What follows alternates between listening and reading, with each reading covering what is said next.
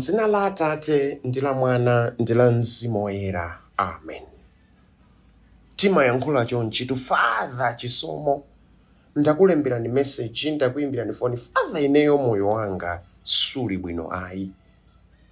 Father, anthu andilakwira, munthu uyu andilakwira, okondedwa wanga wandilakwira, bwana wanga ndireka, zikundiwawa, sindikufuna kumukhululukira ayi.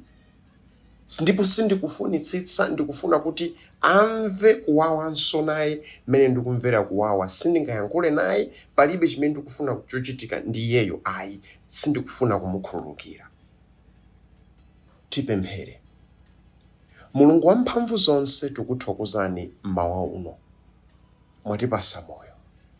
Mwatilola kuti tipeze nthawi yokumva mawu anu pa magrupu amene tiyankhule na Ambuye.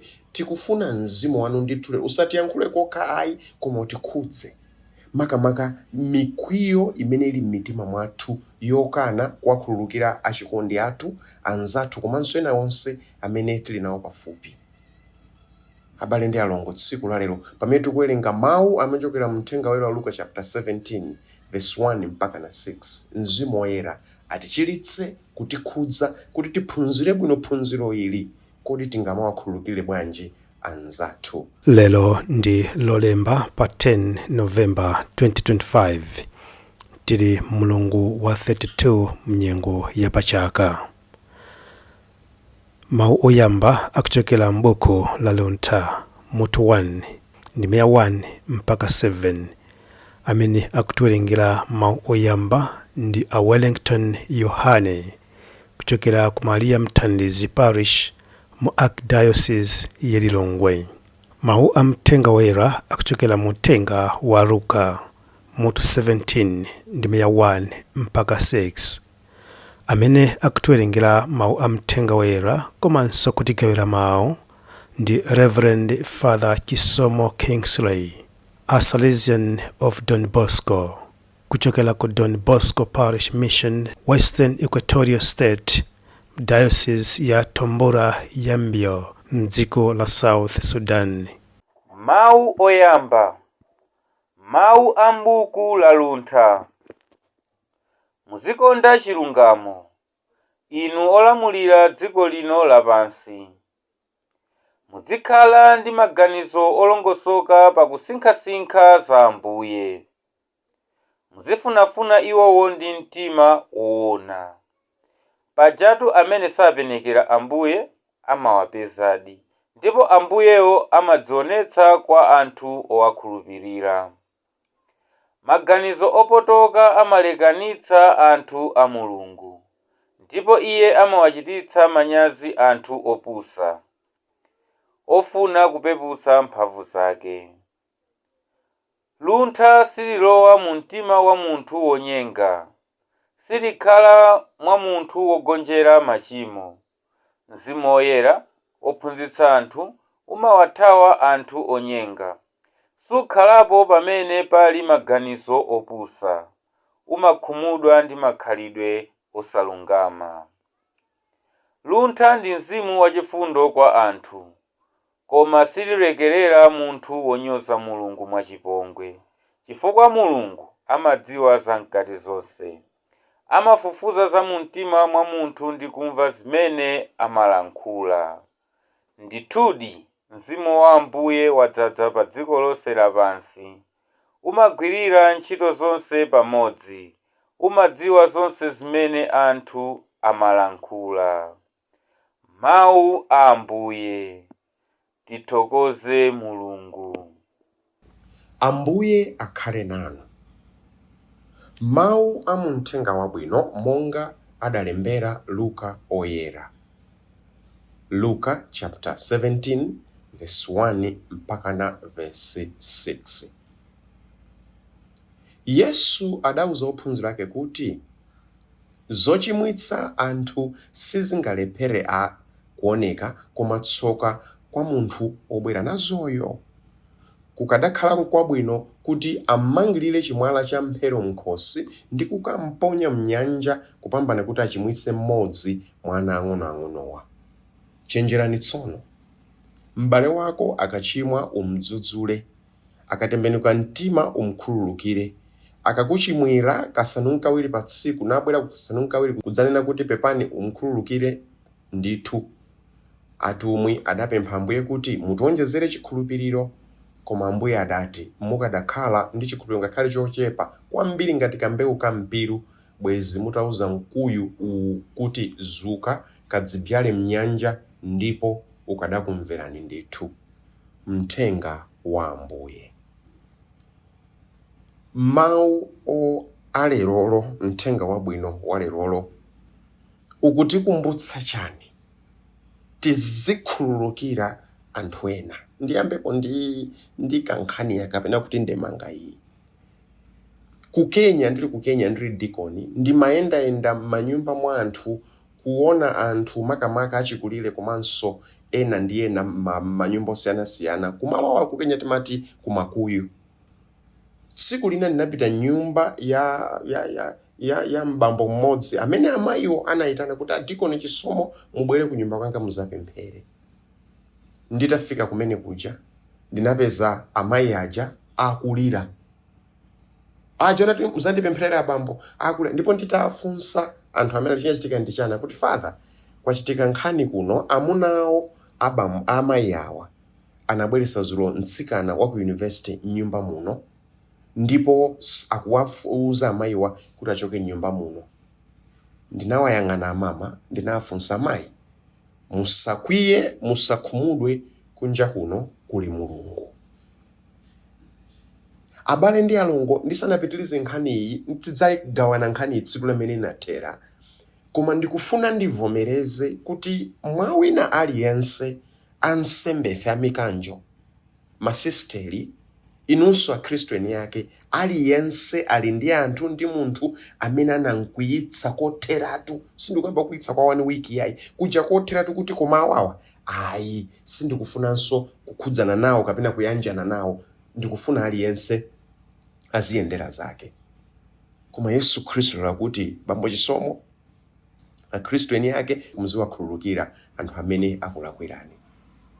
Kodi anthu amene achita chopweteka mu mtima mwathu, aja amene anatisiyira ana tikuvutika nawo tokha, aja amene anatichotsetsa ntchito, aja amene anatilepheretsa mwayi umene tikanena kukhala nawo, tizithana nawo bwanji?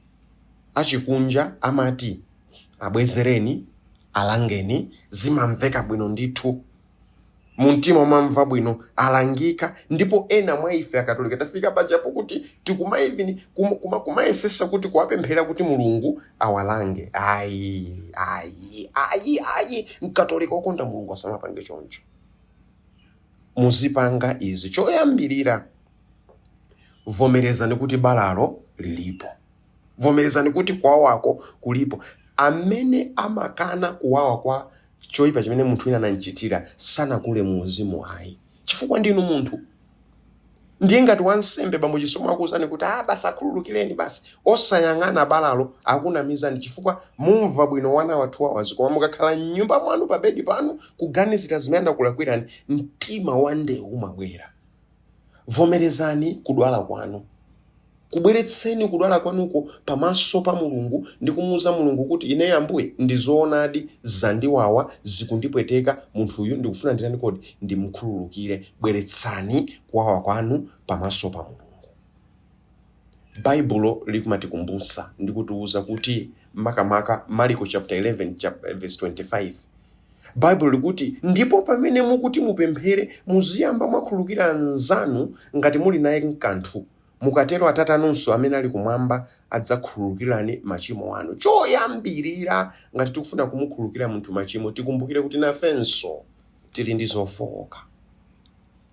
Pamene munthu watilakwira, pamene amuna athu atilakwira, akazi athu atilakwira, pamene ana athu atilakwira, timayiwala kuti nafenso tili ndi zolakwika.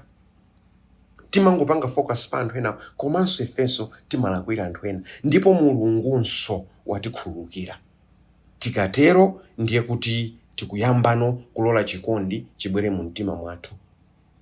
Ndi ndani mwa ife amene angandilembere message kuti bambo chisomo ineyo sinalakwirepo munthu, anthu amangondilakwira? Ndi ochepa kwambiri.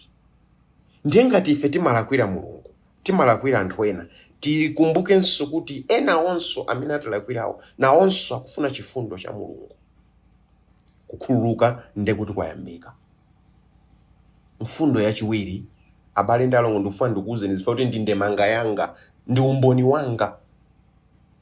Ngati mwadana ndi munthu sindiye kutinso Mulungu akudana naye, so musamazitayise nthawi. Pali maulalikire amene timamvera kuti basi amene akudana ndi inu Mulungunso adana nawo. Inu Mulungu si agogo wanu amayi, achimwene abambo. Mulungu si mchimwene wanu, Mulungu ndi wathu onsefe. Pali anthu amene amandiwuza kuti koma abambo chisomo inuyo muzaona zakundimauza kuti Mulungu si ala mwanu. Ngati ala mwanu mwalakwira, banja lonse limayamba kudana nanu. Angelo ndoyera onse kumwamba sadana, sapereka matsoka kwa munthu amene mukudana naye. Ngati mukudana naye, matsoka aye uja amabwera kwa ine. Ndifuna ndikumbutseni nonsenu kuti pamene tikufunafuna machiritso, abale ndi alongo, amene tikudana naye tikundalitsa. Amene tikudana naye tikundalitsa. Ndingati mukudana naye chifukwa chokuti anakulepheretsani kupeza ntchito, mukumbukire kuti mkwiyo wanu ndi umene ukumpangisa yoja kuti azigula galimoto yanyuwani, azipangidwa ma promotion. Nditiyeni tisiye kudalitsa ina chifukwa cha mkwiyo wathu. Mukakwiya naye munthu sinde kuti Mulungu wakwiya naye ayi. Chifukwa amene wakuwisani uja amapita ukalapa ndipo Mulungu amankhululukira. Nchifukwa chake Yesu Khristu, kalata ya Paulo kwa Aroma ya Paulo, akuti kubweza ndi kwa Mulungu osati inu ayi.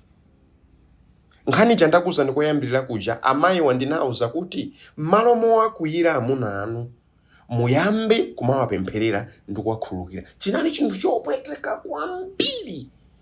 Koma pamapeto pake Mulungu anamva pemphero lawo. Abambo aja ndikukhala ndi stroke, pano amangokhala pa bedi sayendayendanso iyayi chifukwa chokuti Mulungu anawachiritsa. Amayiwo, ndiye ndi ndani amene inuyo akukuvutitsitsani mumtima mwanu lero pamene tikumaliza laliku mumpempherere? Ambuye anandilakwira, Ambuye ndankwiyira, mudalitseni. Timakhululuka sifukwa chokuti sizinatipweteke ayi, chifukwa chokuti chikondi cha Mulungu chinadzaza mu mtima mwathu. Pamene mukufuna kunkhululukira ndani wanu, kumbukirani amayi ndi alongo, abale ndi alongo, kuti madalitso a Mulungu abisika mukukhululuka. Mukawerenga Bible wana mavesi ambiri, Bible likutiuza kuti pamene mwabwera pamaso pa Mulungu, monga Marko 11:25, pamene mwabwera pamaso pa Mulungu mwakumbukira kuti basi mukufunanso chikhululukiro, mudziwe kuti mupite mukayanjane ndi anu, pemphero lanu limakhala lamphamvu. Mwinatu mapemphero anu, manovena anu mukupanga wa amayi ndi abambo sakuyankhidwa ndi Mulungu chifukwa chokuti mkwiyo ukutseka makutu a angelo ndi ena onse kuti akupempherereni inu. Tiyamasule m'dzina la Yesu Khristu, tiyamasule tsiku la lero. Muwamasula bwanji? Choyambirira, yambani kuwaganizira zabwino. Maganizo ali ndi mphamvu. Mutu mwanu, maganizo mwanu muli ndi mphamvu. Mutu mwanu mwaganizire zabwino. Ambuye adalitseni, Ambuye atsogolereni, Ambuye akhululukireni. Chachiwiri, ayang'aneni mwachikondi.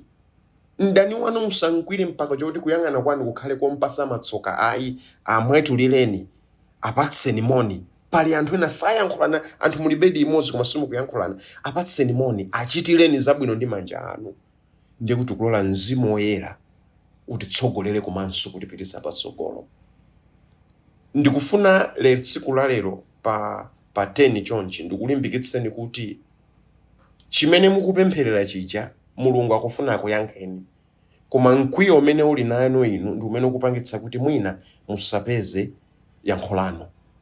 Perekani moyo wanu kwa Yesu Khristu ndi kuwapempherera ena onse amene anakulakwirani. Mulungu wamphamvu zonse akudalitseni nonse tsiku la lero. Pamene tikumanenso mawa m'dzina la Atate ndi la Mwana ndi la Mzimu Woyera. Amen.